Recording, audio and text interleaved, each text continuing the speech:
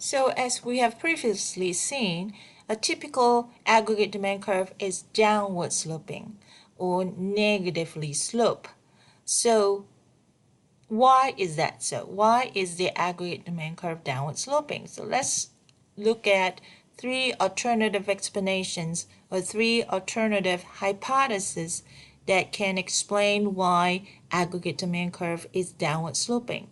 Real balance effect or wealth effect, international trade effect or foreign trade effect, and then the last one is interest rate effect.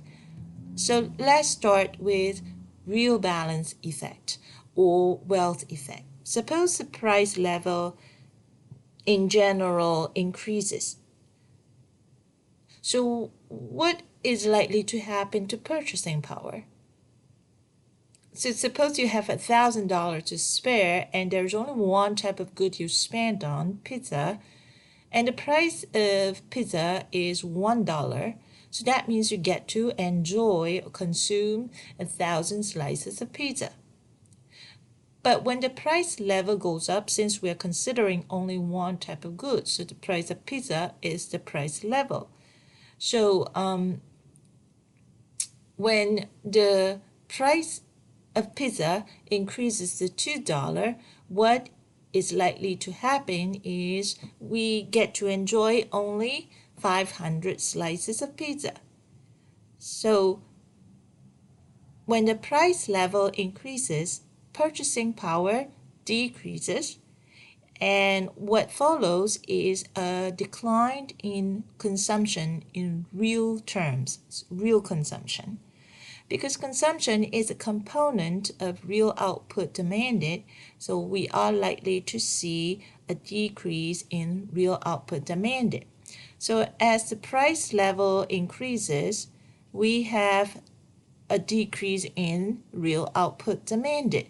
So that's a negative relationship between the price level and the real output demanded. So that's why we have a negatively sloped or downward sloping aggregate demand curve. The second possible explanations, international trade effect or foreign trade effect. Let's assume two major trading partners. Let's consider two major trading partners, the United States, the UK, and let's assume that these two countries have no trade restrictions. So no tariff, no quota. So Americans are free to buy from the British and vice versa. And let's assume that there is no home bias in the sense that Americans do not particularly favor American goods and services. The British does not particularly prefer British goods and services. We also assume that these two countries produce almost the same mix of goods and services of comparable quality. So with those assumptions, let's suppose the price level in the United States rises faster than the UK in the past few years. So what that means is inflation in the United States is higher. So as the price level of the United States rises faster than the UK, what is likely to happen? Americans going to buy more or less from the British? The British is the British likely to buy more or less from the U.S.? So as the price level of the United States rises faster than the UK, what that means is American goods are going to appear to be more expensive to the British. The British goods, on the other hand, will appear to be cheaper to Americans. So what is likely to happen is the British is not going to buy as much from the United States. So exports of the United States decreases. At the same time, Americans, because Americans find British goods cheaper, Americans are likely to buy more from the UK. So imports of the United States increases. In net, net exports, which is exports minus imports, we're likely to see a decrease in net exports. Net exports, as we have learned, is a component of aggregate demand. So what follows is decrease in real output demanded. So as the price level increases, once again, we see that the real output demanded decreases. A negative relationship between these two variables that gives us a downward sloping aggregate demand curve. The next alternative explanation why the aggregate demand curve is downward sloping is through interest rate effect. As the price level increases, suppose you were a lender, what would you do? Would you want to charge higher interest rate or do nothing? If you experience a rise in the price level in the past few years, that means inflation, what are you going to do with the interest rates that you charge to your borrowers? You are most likely going to ask for higher interest rate. So generally speaking, as the price level increases, we are likely to observe an increase in interest rate. As interest rate rises, companies are likely to find the cost of borrowing higher. So that means they probably are less inclined to take on big budget item projects. They probably don't want to spend so much on $1 million lab. They probably don't want to replace the machines as fast. They probably don't want to upgrade their computers as fast, because most of these companies, when they do this kind of carry out this kind of big budget projects, they are likely to have to take on some financing. So with higher interest rate, it becomes more costly to finance these investment projects. Investment is likely to go down when interest rate is higher. So investment is a component of aggregate demand. As a result, we are likely to see a decrease in real output demanded. Once again, negative relationship between the price level and the real output demanded. So that gives us a downward sloping aggregate demand curve. Well, next, let's play with the aggregate demand curve a little bit. Okay. So this is an increase in aggregate demand. This is how we illustrate an increase in aggregate demand, a rightward shift. So this is our initial aggregate demand curve. You can denote that as AD1, okay, or AD0, okay, or AD star, okay, or AD double or AD primed. Either way, but you want to make sure that the reader is very clear to the reader which comes first. So we have this initial aggregate demand curve and then a rightward shift of the aggregate demand curve. So we have this new aggregate demand curve called AD2. So very often, in order to make sure it is clear, I usually add an arrow, okay, to show the direction. So this is an increase in aggregate demand curve. You can do a little bit of experiment. Hold the price constant at any level you want. Hold the price constant. You'll find that the quantity of output, let me go back, the quantity of real output demanded on the new curve is always larger than the one on the old curve. So that is an increase in aggregate demand. The opposite is a decrease in aggregate demand, which is illustrated by a leftward shift of the aggregate demand curve. Once again, if you're not sure you can hold the price constant at any level you want, you will find that with the leftward shift, the quantity of output on the new curve is always smaller than the one on the old curve. Okay? So that's a decrease in aggregate demand curve.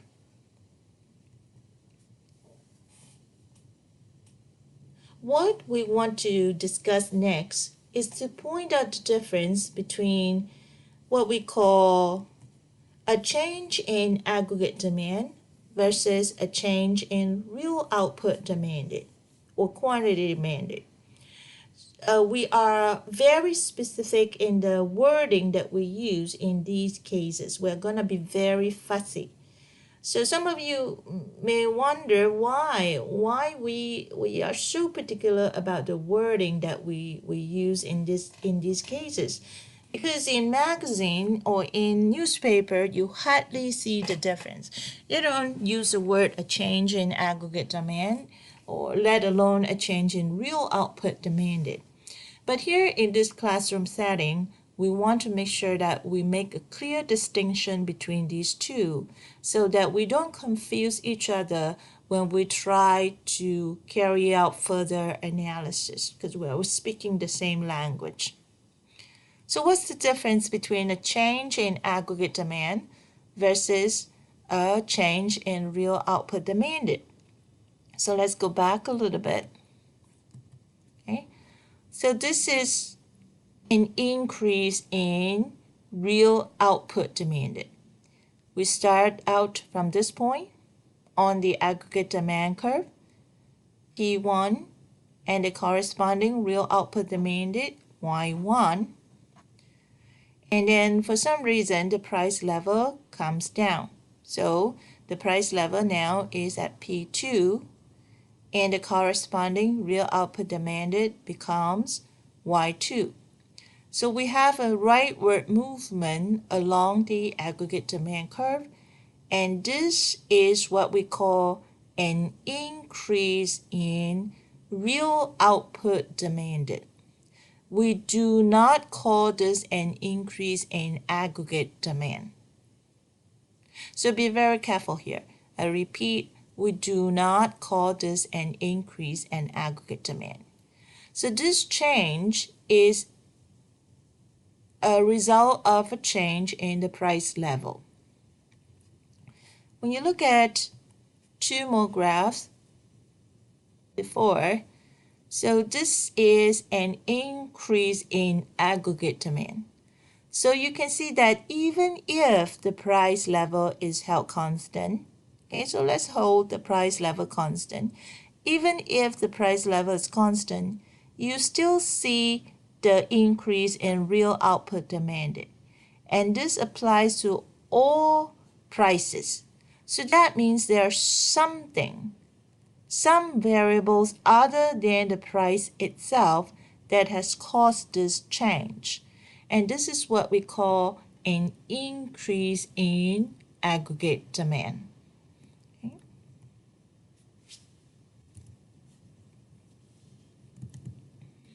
So let's move on to the aggregate supply.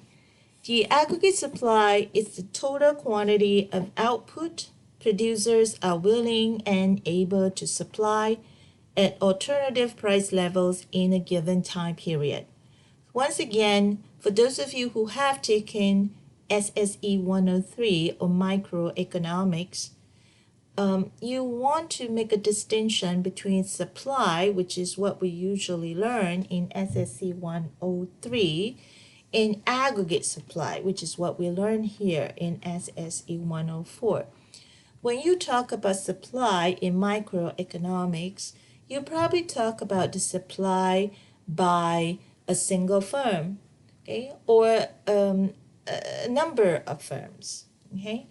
And also you talk about the supply of a single good or service, or categories of goods and services, the supply of computers, for example, the supply of computers by Dell, for example. Okay? But in macroeconomics, in this course, we are not interested in the supply of a good or a category of goods. We're not interested in the supply by an individual firm or a number of firms. We are interested in the supply of all goods and services by all firms. So that's the aggregate supply. So this is a typical looking aggregate supply. We have the price level on the vertical axis and the real output on the horizontal axis. So this is an upward sloping aggregate supply curve. Okay? So it is a short run aggregate supply curve. For this course, it suffices to just talk about the short run aggregate supply curve. It is upward sloping, which should be intuitive. For example, if you were a seller, when someone comes along and offer you a higher price for the same good that you sell, most likely you would try to sell more, right? So that's pretty intuitive. So the higher the price level, the higher the real output supplied. Let's play with the aggregate supply curve a little bit. Okay? So this is an increase in aggregate supply. So this is illustrated by a rightward shift of the aggregate supply curves. So once again, we have the initial aggregate supply curve denoted as AS1. And then once we have an increase in aggregate supply, we have a new aggregate supply curve, which we denote as AS2. You can use AS0, AS1, AS star, AS double star, whichever way you prefer, but you have to make sure it is clear to the reader that readers are very clear about the sequence in which comes first. Okay, it is very important. At this point, I do want to remind everyone that it is very important to label your diagram carefully, clearly. You want to let the reader know what diagram, what graph are you exactly drawing. So with the price level on the vertical axis and a real output on the horizontal axis and the new and the old curves. So this is an increase in aggregate supply curve illustrated by the rightward shift of the aggregate supply curve. And then we have the opposite, a decrease in aggregate supply, a leftward shift of the aggregate supply curve. Once again, I want you to make a distinction between a change in aggregate supplied versus a change in real output supplied. Once again, we want to be very strict about the wording we use in these cases, or else we get very confused later on. So let's go back a little bit. So this is an increase in real output supply. So initially we are here, price 1, and the corresponding real output supplied is Y1. And then as the price level goes up to price 2, then the corresponding real output supply is Y2. So we have a rightward movement along the aggregate supply curve, and this is what we call an increase in real output supply. Be very careful here. We do not call this an increase in aggregate supply. And when we go back, well, this change here is caused by one thing. It's caused by a change in the price level.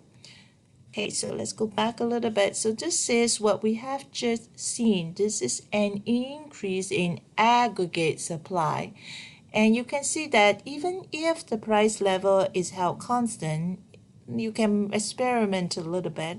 So let's just hold the price constant. You'll find that the real output supply still increases. That's because there are some other factors other than the price level itself that has caused this change. Okay, so this is an increase in aggregate supply.